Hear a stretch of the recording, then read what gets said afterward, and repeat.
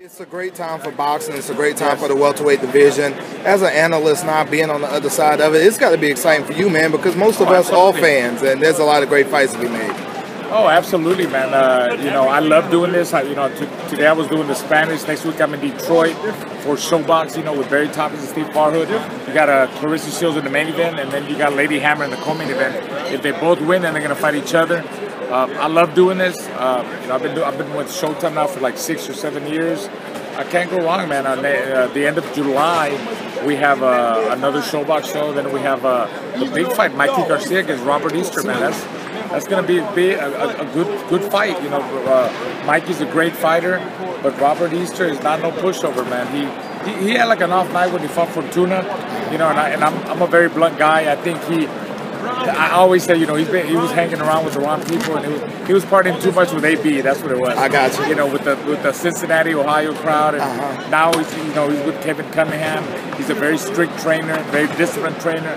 He's gonna have him right. He's got the height. He's tall. He's got the reach and the height, advantage. And I also like him. Why? Because he's an aggressive-minded type of fighter, But he needs to be smart in the Mikey Garcia fight and use the height and the reach to his advantage. And then, Mikey, Mikey, he's a great fighter. He knows how to control distance. He's a good technical fighter. He's got good power, really respectable power.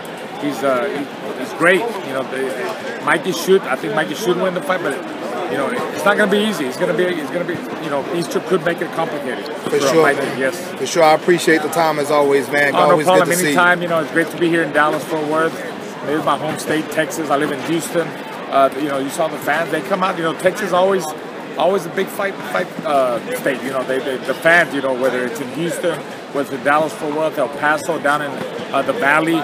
We're big boxing fans, so it was great to be here. And I'm sure the way Jerry Jones said, we're going to come back with Errol one day again. Can't wait. They support him. The Dallas Cowboys are behind him. Jerry Jones is behind him, and that's great for Errol and his trainer, Derek James. Me and Derek, we won the National Junior Olympics together in 1987. Wow. And of course, he found the Olympic trials in '92. He didn't make the Olympic team. I did, but everybody wants to route. I'm proud of him. We're talking about who would have thought that he would be a top trainer now, with the Charlo, and then with Errol Spence. He's a great trainer. We're just sharing things. Like everybody goes find their own, niche.